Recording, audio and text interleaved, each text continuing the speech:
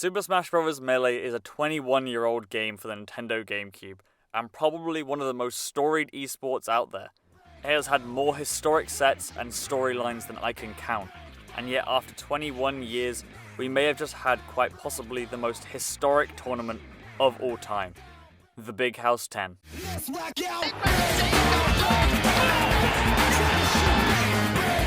Armada! No, but wait a minute! That's it! Yeah, that's gonna be it, H-Box. Convincing toph. Convincing toph. First, a little history. Alright, here we go. I don't know what to say about this. It's gonna be awesome. The Big House is one of the longest running Smash events around, with 10 iterations over 11 years. And with Melee being dropped from EVO, it's one of the most prestigious events to win in Melee. As such, players come from far and wide to compete, and that was even more prominent this year, with the last Big House, the Big House Online, being the center of the free Melee movement in 2020, after the event was shut down by Nintendo due to the use of Slippi, causing a huge uproar over the internet. Therefore, the Big House 10, celebrating a decade of the series, was bound to attract attention. And oh boy, did it attract attention. Over half of the top 50 were in attendance, and of those, 17 of the top 20 were in attendance. And it would have been 19 if not for illness and injury. This event was set up to be one of the hardest events to win of all time. To give you an idea of just how hard it would be to win this event, Mango was predicted to play Zain in winners quarters just to get into top 8. For reference, that was the grand finals of Summit 11, the event with the highest prize pool of all time and widely regarded as one of the greatest grand finals of all time. Now that you have some context for just how crazy this event was looking, before we get to the big one, let's look at some of the storylines that played out in this event to make it as good as it was. Throughout the tournament, and you'll love to see it, especially like being from the area. Like I used to be in Oakville as well. I'm kind of like a ex-Oakville resident, so shout out to Sensei for that. And Nice. we'll see how he performs.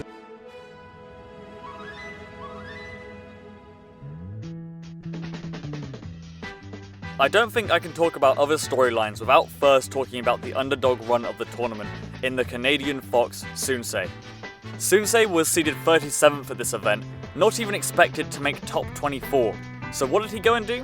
Well, he started off by getting into top 64 in winners by beating Chango, but to progress further, he would need to beat a titan of the game in TSM Leffen. Well, Sensei put on a show, 3-1ing Leffen in a crazy upset, Leffen being seeded 5th. But you know, Leffen's a little rusty from playing Guilty Gear. Maybe it was a fluke. Surely the run loses some steam here with S2J.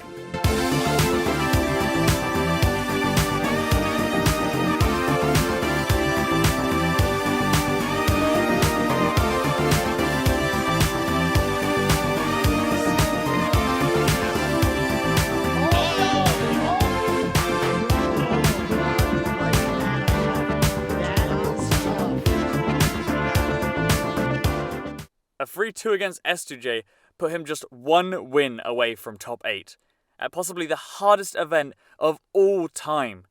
And who did he have to beat? Well, if things went as planned, this was intended to be Plup. However, due to his dropout, Nun or Pipsqueak would likely take that spot, and with Pip having a great 3-0 over Nun and a 3-1 over the real thing, Pipsqueak stood looking to make his first ever Super Major top 8.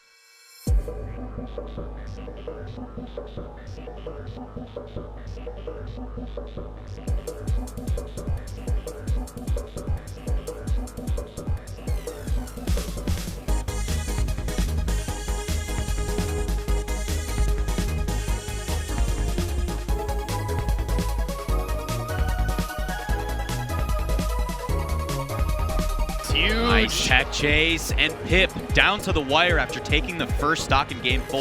Oh no! I thought that a jump shine would have just finished it there, but instead Pipsqueak runs off stage and down airs. However, the underdog's run was not stopping here. Sensei locked himself a place in top 8 with a 3-1 victory over Pipsqueak. Unfortunately, Sensei would go on to lose his next 2 sets in top 8, getting himself 5th place, a far cry from his 37th seed, and also earning himself a spot at Smash Summit 14. A truly incredible achievement. Now for some quick-fire rounds. It was a heartbreaker for all 5 Europeans in the world, as the Euro reps, Leffen and Pipsqueak, had some real heartbreaker sets. With Leffen falling to the aforementioned Sensei, he would then lose to Moky in losers, going out at 17th. Pipsqueak, also suffering from Sensei's all-star run, would go on to lose his losers top 8 qualifier in a Game 5 against Fiction. Moky, after upsetting Leffen, would go on to beat Axe and have a Game 5 set with the Clutchbox, but come out just short of top 8. Fiction, showing he's the most consistent Falco player out there, going on a monster losers run, beating Aklo in a Game 5 off-stream, 3-1ing SFAT, and snatching away Pipsqueak's hopes and dreams to make top 8, only being stopped by hbox himself. 2 Saints showed up this tourney after not really attending much. Going in being seeded 39th, they made a crazy run, 3-0ing Spud, 3-2ing Lucky, ending the Real Thing's great run, and unfortunately losing a heartbreaker Game 5 set versus SUJ, where they lost Game 4 due to a phantom rest that would have 100% sealed the game. Sometimes Melee lies. Along with Sensei, Franz and the Real Thing both showed up their seeds big time, with both not even being seeded to make top 64. The Real Thing upset Squid and beat Lunadusk to make 17th, and Franz went on an insane 4-set losers run through the likes of Bobby Big Balls and Azul to make 17th as well. I wish I could give all of these stories the time they deserve, but then this video would probably be too long. And also, I know the story you're all here for. The Big House 10's top 4 is a nearly perfect summary of the fight for number 1 this year. Nearly every single player in the top 4 has won a major event this year. Mango won SmashCon, Zain won Genesis Pound and Shine, ibdw won Smash Summit 13, Double Down and Phantom. Even better, all 3 of them are playing insanely hot. Zain off of a crazy reverse 3-0 versus JMUK, ibdw playing as clean as ever with a 3-1 over JMUK and hbox. And Mango off of a crazy Game 5 set with Zain and a dominant 3-0 over ibdw, looked to be playing some of the best Melee he's ever played. All we would need is hbox to round out the top 4 for major winners in 2022. But he's not here. He was instead stopped in his tracks by one Red Yoshi. Amsa is a lot of things. He's the sole rep of Yoshi at the top level of Melee, a mid-tier character that has never won a tournament before.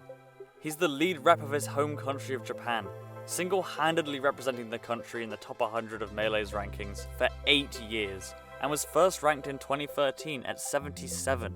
Since then, he's climbed his way all the way up to 6th this year. And he's been playing this game for a decade now. At 30 years old, recently moved to Canada to pursue Melee further. He's really given his everything to Melee, and is loved by the fans for it.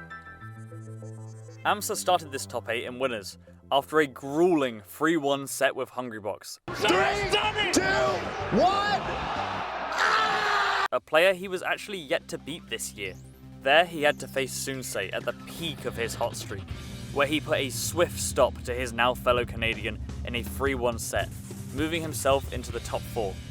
It was at this point where the excitement really started to brew. People started saying on comms, if Amsa wants to win it, the door is there. Amsa might win, bro. He's already overcome a big hurdle, and some of his biggest obstacles in ibdw and Zain are already in losers. He would just need to get himself that advantage by ending up in winner's side of grands, but it wasn't going to be easy.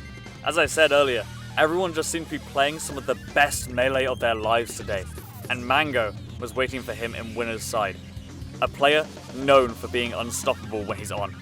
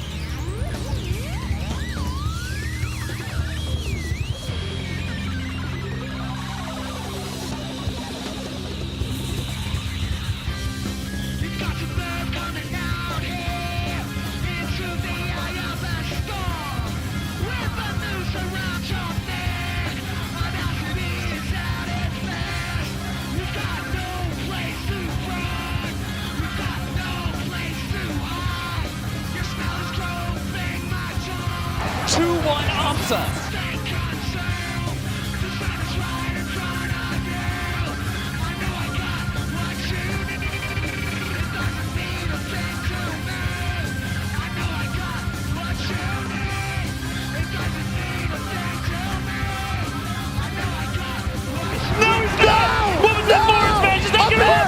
He's alive! He lives! There is breath in Mango's box yet. My heart stopped. Oh my goodness! Up-air trades, but the second it doesn't connect, and Amsa gets it! Amsa advances to grands! But a 3-1 would give the Red Yoshi a winner's spot in Grand Finals. And after seeing his worst matchup in Zain fall to ibdw, the excitement kept building. As Mango took out ibdw in losers, we were treated to the run back in Grand Finals. Here sat quite possibly some of the most fan-favourite players in Melee in Grand Finals of the hardest tournament of all time. One, trying to stake his claim for number 1 in the world and win his 5th big house, an insane achievement. The other, the lone bastion for his country and character, trying to get his first ever Supermajor win to pay off a decade of diligence. Fiction couldn't be this perfect. No matter who wins, we were going to see some great Melee. And, well, I'll just let it speak for itself. Do the impossible, see the invisible. Row, row, fight the power. Touch the untouchable, break the unbreakable. Row, row, fight the power. Power to the peeps, power for the dreams. Still missing piece, scattering so incomplete. We be that once incredible soldier from underground. See how easy they all fall down. Digging through the core to see the light. Let's get out of here, babe. That's the way to survive. Y'all top of the head. I'm on the set. Do the impossible. Don't you wanna bet? Cause a lot of things change. We be waiting in vain. If we wanna get by, no pain, no gain. Wow, Fakers wanna test me again. Sorry, my rhyme's gonna stunt your brain, yo. Bro, Amsa is trying to make this set anticlimactic. Get ready to rumble. Now is the time, If you ain't know, now you know.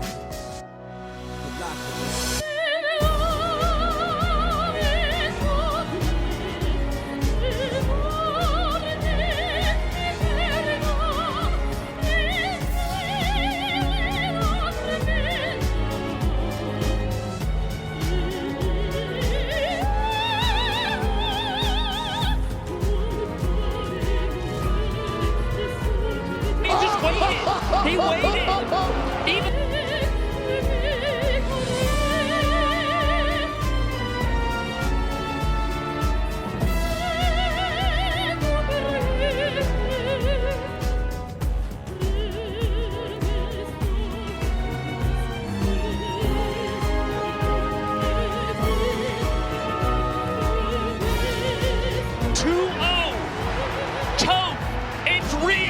we're one game away from a Yoshi!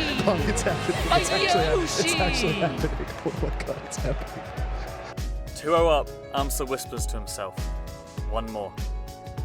But Mango wasn't about to let this show go out without a bang. Can Mango win? No!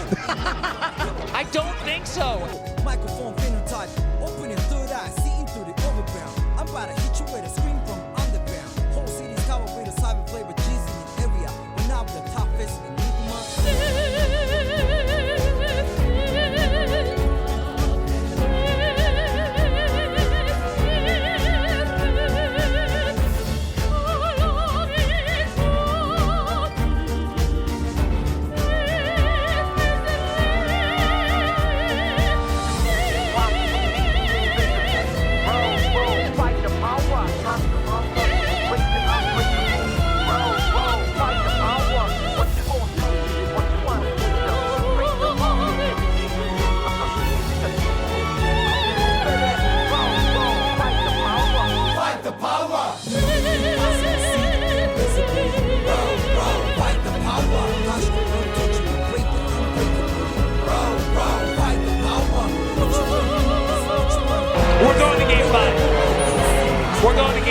That was some of the best Fox Yoshi playing that I've seen all tournament and probably all playing.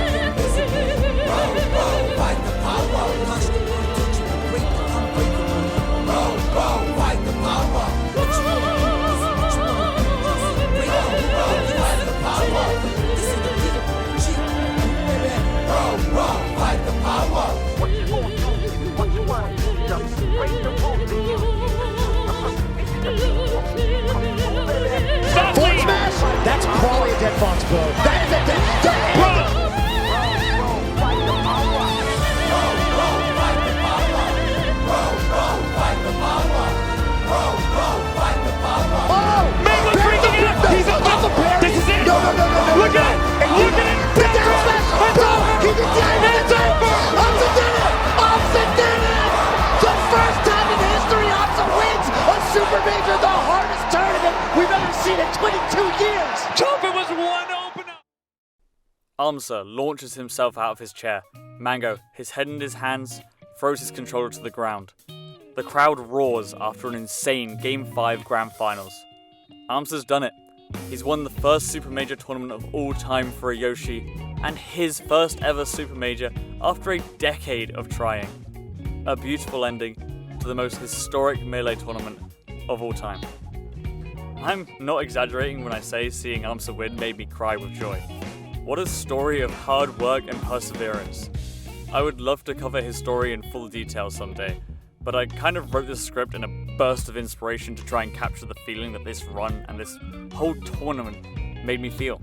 So I guess subscribe if you enjoyed it, and thank you for watching.